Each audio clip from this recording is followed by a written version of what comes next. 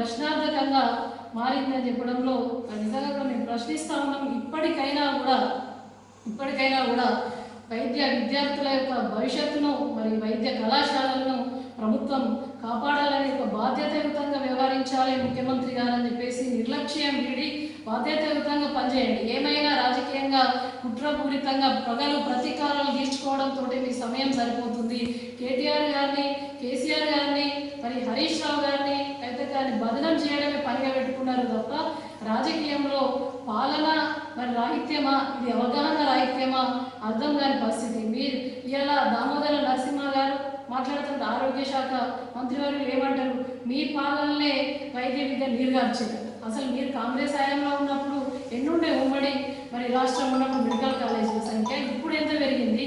మీరు వచ్చి ఇవాళ పరిపాలిస్తూ 18 నెలలు గడుస్తున్న కాలయాపన చేస్తూ ఉన్నారు. 18 నెలల మరి మీరేం చేసారు? ఇప్పటికి కూడా కేసీఆర్ బదనం చేయాలి, ఇంకా కూడా కేసీఆర్ బదనం చేసినా మరి కేసీఆర్ పని చేయాలని చెప్పేసి మిమ్మల్ని ఎన్నుకున్నారు కదా, మిమ్మల్ని సీట్లో కూర్చోబెట్టారు కదా, మీరేదో తీసుమార్కాలని చెప్పేసి పని చేస్తారని చెప్పేసి కూర్చోబెడితే 18 నెలల సమయం గడిచినా కూడా కనీసం మరి ఒక రివ్యూ మీటింగ్ కూడా పెట్టలేదు. ముఖ్యమంత్రి రేవంత్ రెడ్డి గారు జిల్లాకు మెడికల్ కాలేజ్ ఉంది, దాంట్లో వసతుల కల్పన ఏ విధంగా ఉంది, మౌలిక వసతులు ఉన్నాయా లేవా అని చెప్పేసి కనీసం ఒక రివ్యూ కూడా ఏనాడు కూడా పెట్టిన దుస్థితి లేనటువంటి మీరు ఇవాళ మళ్ళీ కేసీఆర్ బదనం చేసే పనిగా పెట్టుకున్నారు తప్ప నేనేం పని చేయాలి, నేను ఏ విధంగా పని చేయాలి? గత ప్రభుత్వం 600 కోట్లకు పైగా ఇక్కడ మెడికల్ కాలేజ్ కోసం మరి నిధులు కేటాయించింది, ఇక్కడ 70 కోట్లు ఆగిపోయినాయని చెప్తున్నారు.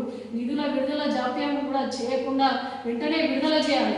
ఏదైనా కూడా ఏ మీటింగ్ పెట్టుకున్నా, ఏ స్పీచ్ ఉన్నా కూడా కేసీఆర్ గారిని తిట్టడం, ఫ్యామిలీని బంధం చేయడం, ఇట్లా చేసి తప్ప మరి నేనేం చేస్తున్నా, ఈ ప్రభుత్వం ఎందుకు వచ్చింది, గత ప్రభుత్వం చేసిన పనులను మనం కొనసాగించే ఆనవాయితీ ఉంటుంది. ఒక బాధ్యతాయుతంగా వ్యవహరించాల్సినటువంటి ప్రభుత్వం ఇలా విద్యార్థుల భవిష్యత్తుపై నీడలు కనిపిస్తూ ఉన్నాయి. ఇప్పటికైనా కన్ను తెరిచి మరి మొన్న నోటీసులు వచ్చిన తర్వాత సెంట్రల్ నుంచి ఎన్ఎంసీ నోటీసులు వచ్చిన తర్వాత మరి రేవంత్ రెడ్డి గారు మొన్న కమిటీ వేసింది దీనిపైన. ఇంత హాస్యాస్పదం అంటే ఇప్పటికైనా కన్ను తెరుచుకొని మరి ఇప్పటికైనా విద్యార్థుల భవిష్యత్తును మరి పేదవాళ్ళ యొక్క కళలను మరి ఆవిరి కాకుండా వారి యొక్క భవిష్యత్తు ప్రశ్నార్థకం కాకుండా మరి కాపాడాలని చెప్పేసి మేము డిమాండ్ చేస్తూ ఉన్నాం, హెచ్చరిస్తున్నాం విద్యార్థుల పక్షాన.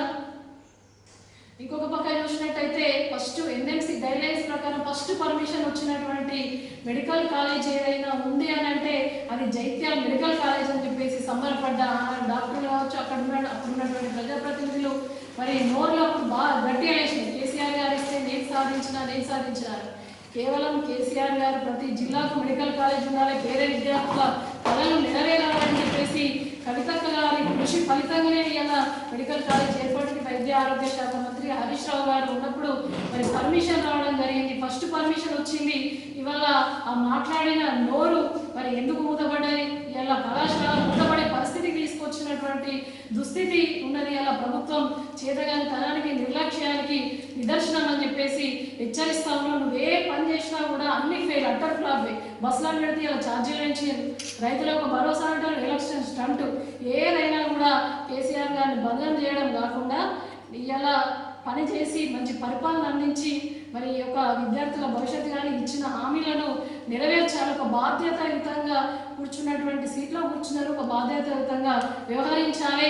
మరి జైత్యాల జిల్లా మెడికల్ కాలేజ్ ఒక కళ, ఎన్నో సంవత్సరాల కళ. అటువంటి కళ నెరవేర్చిన కేసీఆర్ గారి సంకల్పానికి తూట్లు పొడవకుండా మరి విద్యార్థుల జీవితం ప్రశ్నార్థకం కాకుండా కాపాడాల్సినటువంటి బాధ్యత ఇక్కడ ఉన్నటువంటి ప్రజాప్రతినిధి ప్రభుత్వంపై ఉంటుందని చెప్పేసి మేము హెచ్చరిస్తా ఉన్నాం. తప్పకుండా వారి పక్షాన వాళ్ళ పర్మిషన్ వచ్చే వరకు కూడా ప్రభుత్వ కేసీఆర్ గారి నాయకత్వంలో మేము ఎప్పుడు కూడా అన్ని వర్గాల పక్షాన విద్యార్థుల పక్షాన ఉంటామని చెప్పేసి తెలియజేస్తున్నాం. జై తెలంగాణ.